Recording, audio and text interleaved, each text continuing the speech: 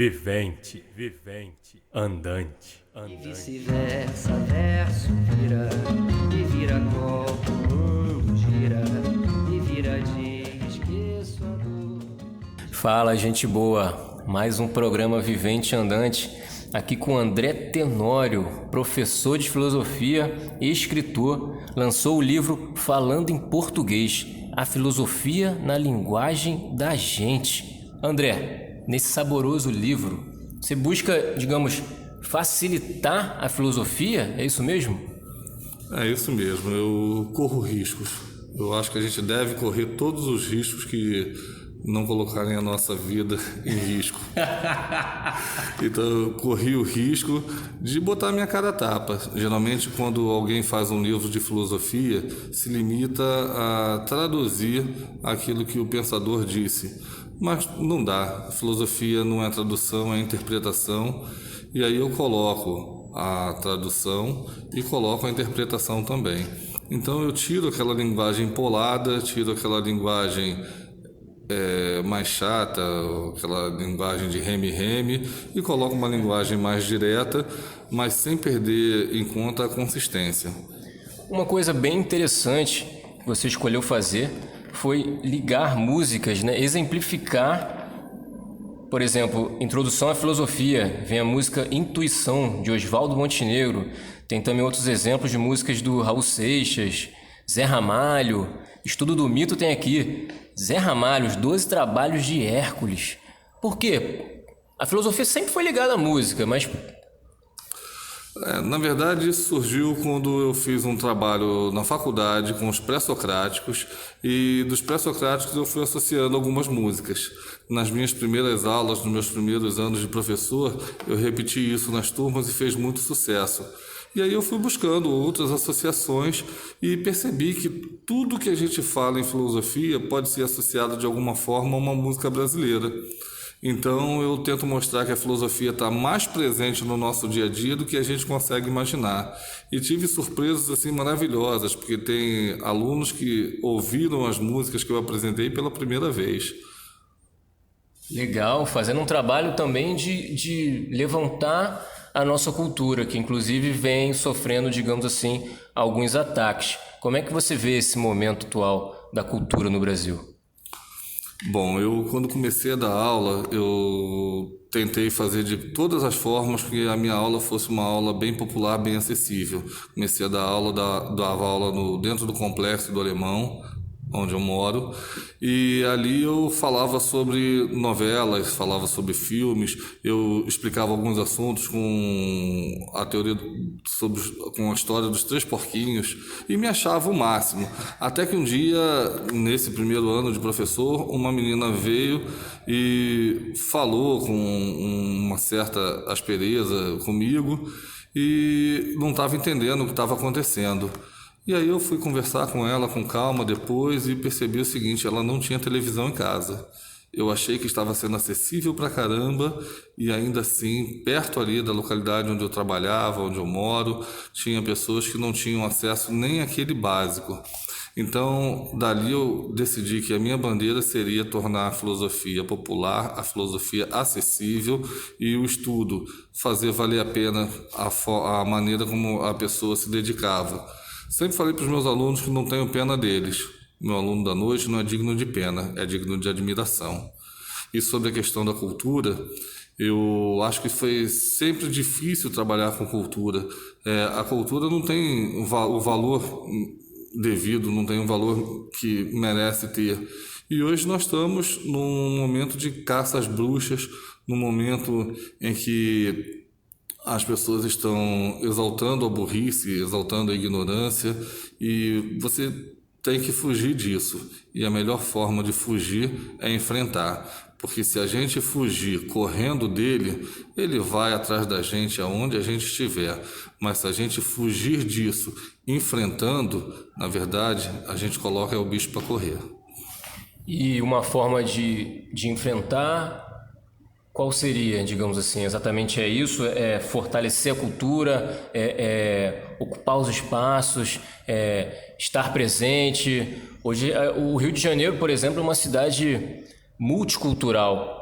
mas mesmo assim, muitas vezes não vemos a quantidade de pessoas esperadas em certos eventos, até gratuitos.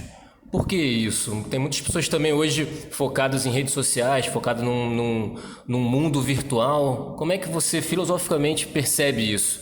Esse mundo virtual hoje que encarcera as pessoas de certa forma e o social mesmo, a vida real, ficando em segundo plano. Olha, eu acho que a qualidade também da cultura de massa que é oferecida contribui para um certo momento de tristeza, de dificuldade para a cultura. Eu acho que nós estamos vivendo hoje, por exemplo, uma espécie de dadaísmo musical.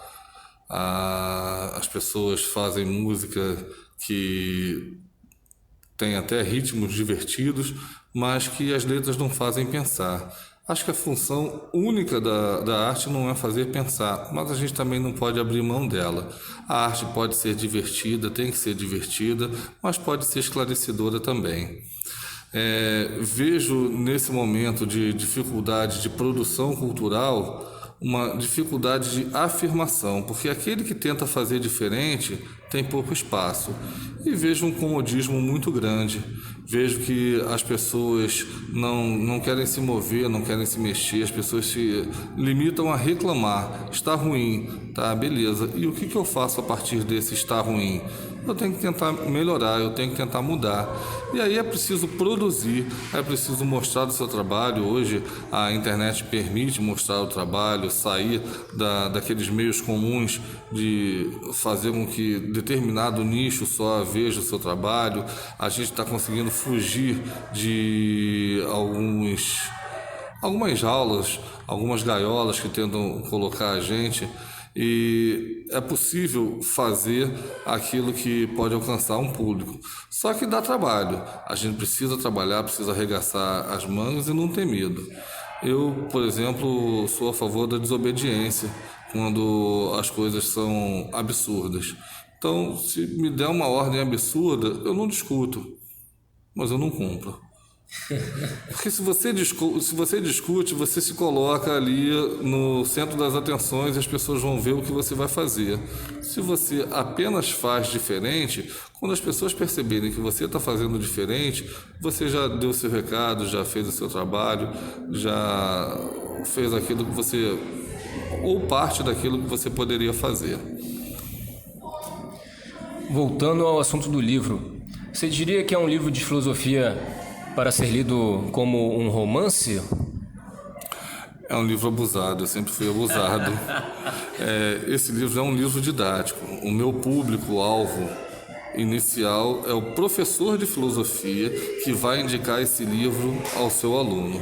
Só que pelo fato de ter uma linguagem acessível, de ter uma linguagem que chega a ser divertida, tem temas que eu abordo que a filosofia é cascuda pra caramba, e eu tento fazer ficar de forma divertida, e alguns eu até consigo.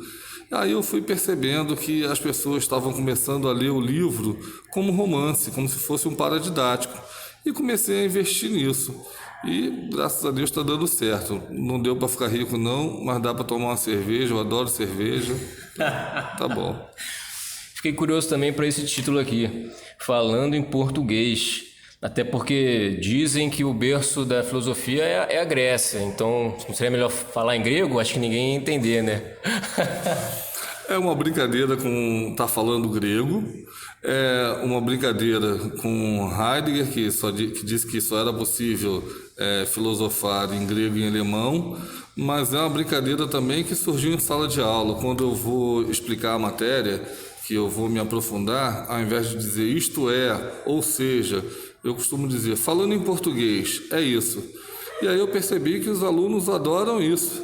Então, eu quando vou explicar, falando em português, é isso. Falando mais em português ainda, é isso, isso e isso, e resumo. E os alunos entendiam e falavam, pô, legal, o professor fala em português e tal, parará.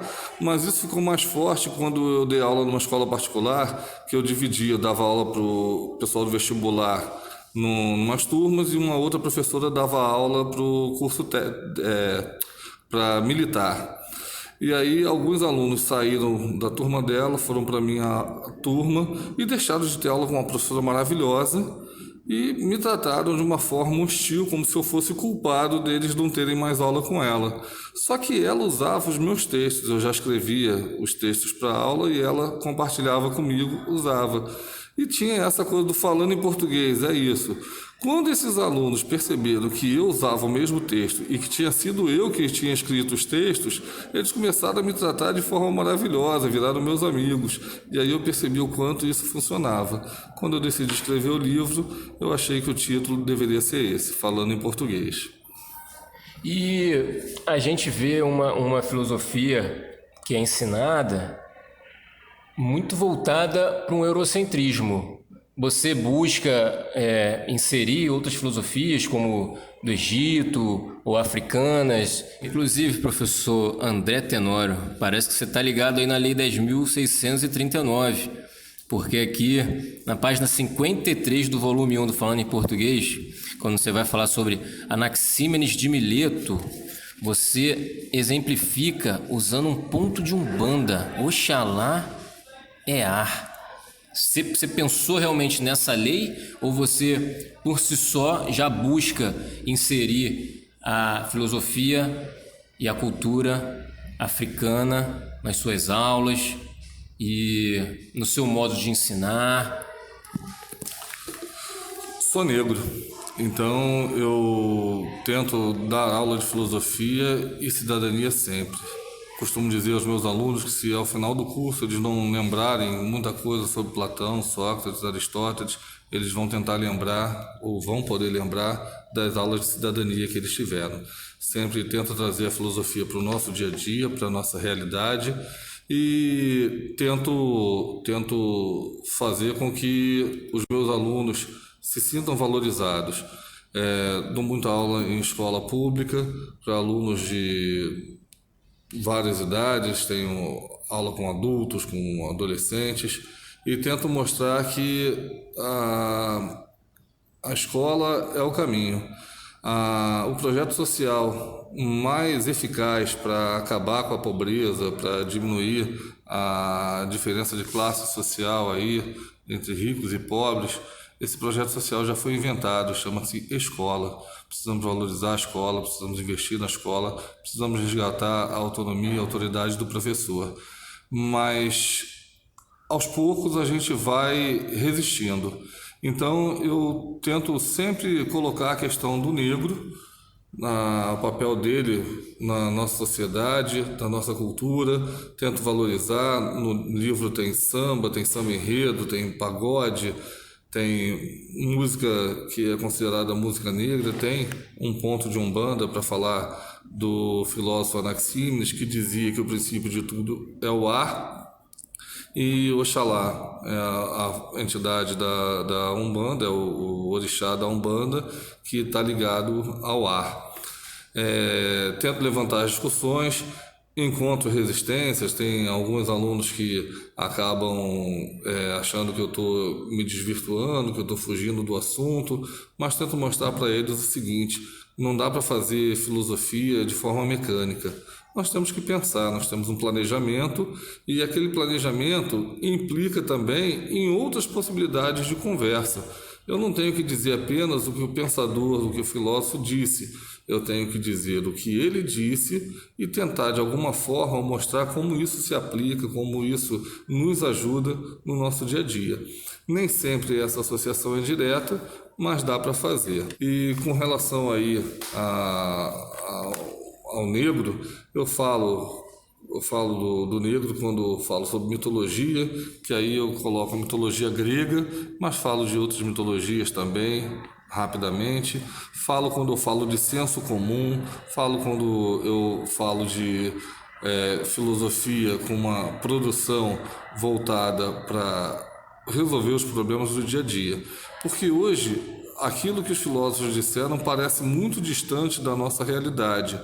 Mas eu tento mostrar que, para eles, no contexto social deles, aqueles eram os assuntos do momento. E por que não discutir os nossos assuntos do momento também? A filosofia também já faz um tempo vem sofrendo alguns ataques. Inclusive, ela é subestimada. Na verdade, tem uma proposta que vem aí nesse novo currículo educacional, seria que somente português e matemática seriam disciplinas mesmo, componentes curriculares obrigatórios, e os outros teriam aí a possibilidade de entrar ou não no currículo. Mas ainda tem um tempo ainda para se implementar isso, ainda tem a questão da dificuldade, da desorganização, da falta de coragem, falta coragem ainda para peitar aquilo que se quer de verdade com esse tipo de coisa. E enquanto isso, o professor, esse grande culpado de tudo, vai resistindo. A escola, como a gente vê hoje, não é feita para resolver o problema da desigualdade. Quando as pessoas falam em falência da educação, me dá vontade de rir e de chorar. Não existe falência da educação. Existe sim um ataque agudo, covarde, à educação voltada para a população de baixa renda. A educação voltada para a população de alta renda vai muito bem. Essa educação pode competir com as escolas dos países de primeiro mundo. As pessoas que estudam nas melhores escolas do Brasil têm condições de competir com igualdade de condições com as pessoas que estudam nas melhores escolas de qualquer país do mundo. Mas a educação voltada para o público de baixa renda é uma educação que vem sofrendo ataques há muito tempo. E o mais atacado é o professor. Hoje o professor não tem autoridade. Hoje o professor é o inimigo a ser batido. Os próprios alunos, os próprios pais veem o professor como um fracassado. Tem aluno que diz, para que eu vou ser professor se você ganha pouco, se você faz isso, se você faz aquilo? Mas a noção de sucesso social está deturpada. O sucesso não se mede pelo carro que a pessoa tem, mas pela postura, pela dignidade que a pessoa adquire. Então a escola continua sendo o melhor instrumento social, mas precisa ser mais bem aproveitado. Fazer educação hoje, trabalhar com educação, é um dos maiores atos de resistência que alguém pode exercer. O outro é trabalhar com cultura. Muito bom, professor. Belíssima aula. Realmente, filosofia na época de escola sempre foi uma das minhas matérias preferidas. E fico triste, pessoalmente, quando vejo forças tentando retirar uma das disciplinas que busca exatamente trazer a reflexão. Você acha que essa realmente é a ideia? Olha, a ideia é essa sim, mas é um tiro pela culatra. A filosofia é a mãe de todas as ciências. Tudo que vocês estudam, tudo que a pessoa estudar até hoje e de hoje daqui para frente vai ter um pé na Grécia, vai ser filho de alguma forma da filosofia. Costumo dizer para os meus alunos, se eles quiserem estudar aquilo que há de mais atual no mundo, pega Platão e Aristóteles. Desde estética, bioética, vai estar ali. E aí a gente adapta ao nosso dia a dia. Só que a filosofia é filosofia porque faz pensar de forma crítica. A filosofia estimula o pensamento crítico, desenvolve um comportamento crítico. E como suas filhas, todas as ciências têm a função de fazer isso também. Então, a pessoa estuda com mais afinco a filosofia, a sociologia, para discutir essas questões, mas a literatura também é libertária, a matemática desenvolve uma capacidade de raciocínio lógico que é fundamental para resolver os problemas do dia a dia, a física, a química. Existem questões que tentam ser colocadas para o aluno como chatas. Então, há um programa que tem que ser feito, decorado, porque é chato. Mas o aluno pode despertar para a sua capacidade de revolução até numa aula de física. até numa aula de biologia, até numa aula de química, uma aula bem dada, uma aula que tenta trazer essas questões para o nosso dia a dia, não precisa de muita riqueza não precisa de laboratórios maravilhosos. O cara precisa ter um bom texto, precisa ter uma boa capacidade de se comunicar com seus alunos e precisa fazer uma boa prova. Hoje uma das dificuldades é medir o conhecimento. Tem aí as provas de avaliação das escolas. Poxa, vamos lá, eu trabalho numa escola do estado à noite em que eu tenho que fazer uma avaliação com uma página, 2 no máximo, para poder economizar xerox. E o meu aluno está acostumado a responder provas com 1, 2 páginas.